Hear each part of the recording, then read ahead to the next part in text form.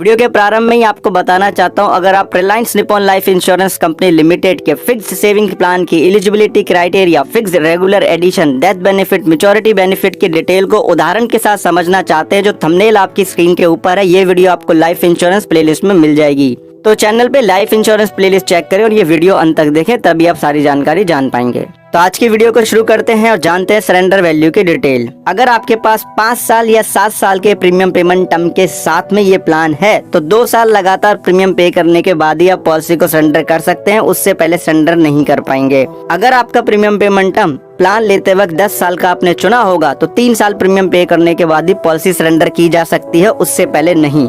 Guaranteed surrender value की calculation आपको पता है, एक फॉर्मूले के थ्रू की जाती है। वो यह है कि गारंटेड सरेंडर वैल्यू फैक्टर का गुणा कर दिया जाता है टोटल पेड प्रीमियम में से टैक्स घटा के उसके ऊपर, ठीक। फिर जितना भी इकट्ठा किया हुआ फिक्स रेगुलर एडिशन है, अगर आपको वो पे किया जा चुका है तो उसको घटा दिया जाएगा। फिर इसमें जोड़ दिया जाएगा जो इकट्ठा किया हुआ फिक्स रेगुलर एडिशन है उसकी कैश वैल्यू को। अब जो अक्योर्ड फिक्स रेगुलर एडिशन है, जिसे हम इकट्ठा किया हुआ फिक्स रेगुलर एडिशन बोलते हैं, उसका कैश वैल्यू निकालने के लिए हम क्या करते हैं, अक्योर्ड फिक्स रेगुलर एडिशन में हम गुणा कर देते हैं गारंटेड सरेंडर वैल्यू फैक्टर का, कैश वैल्यू निकल के आ जाता है इकट्ठा किए हुए फिक्स रेगुलर एडिशन का। इस प्लान में आपको पेड अप पॉलिसी का भी बेनिफिट मिल जाता है। Same terms and condition follow हो जाती हैं जो सरेंडर के लिए की जाती हैं, क्योंकि कहा जाता है कि जैसे ही पॉलिसी आपकी सरेंडर होने के लिए एलिजिबल होती है और उसके बाद अगर आप प्रीमियम पे करना बंद कर देते हैं, तो आपकी पॉलिसी ग्रेस पीरियड के बाद में पेड अप पॉलिसी में कन्वर्ट हो जाती है। इस केस में भी आपको बेनिफिट पे किए जाते हैं, जो कि पेड अप फैक्टर की सहायता से कैलकुलेट किए जाते हैं। मतलब जितने साल आपने प्रीमियम पे किया है, जितने नंबर ऑफ प्रीमियम, उसका आप डिवाइड कर देते हैं प्रीमियम पेमेंट टर्म से, या कहें कि जितनी प्रीमियम पे करनी थी पॉलिसी टर्म के दौरान, तो आपका पेड अप वैल्यू फैक्टर निकल के आ जाता है। उदाहरण के तौर पे समझते हैं कि इस प्लान में जो मैच्योरिटी बेनिफिट है वो है गारंटेड सम अश्योर्ड मैच्योरिटी। लेकिन अगर पॉलिसी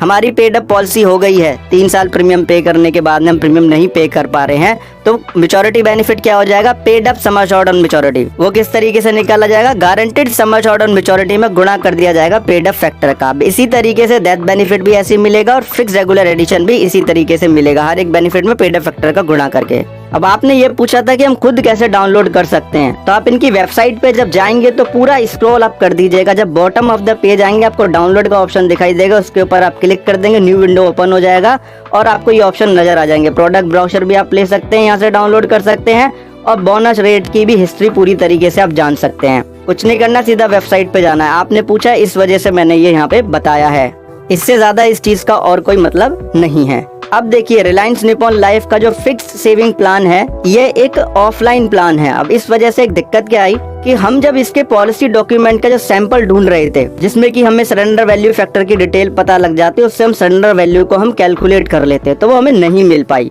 साधारणतः ऐसा होता नहीं है, लेकिन इस प्लान के साथ ऐसा हुआ और इस वजह से हम सरेंडर वैल्यू कैसे कैलकुलेट करेंगे वो एग्जाम्पल के तौर पे आपको नहीं बता पाए, फॉर्मूला हमने आपको बता दिया। अगर आपके पास पॉलिसी बॉन्ड है, तो पॉलिसी बॉन्ड में गारंटेड सरेंडर वैल्यू फैक्टर दिया होगा, उसको आप इस जैसे मैंने वीडियो में बताई इन्फॉर्मेशन उसके साथ अप्लाई कर दीजिए। थैंक यू सो मच, बहुत बहुत धन्यवाद।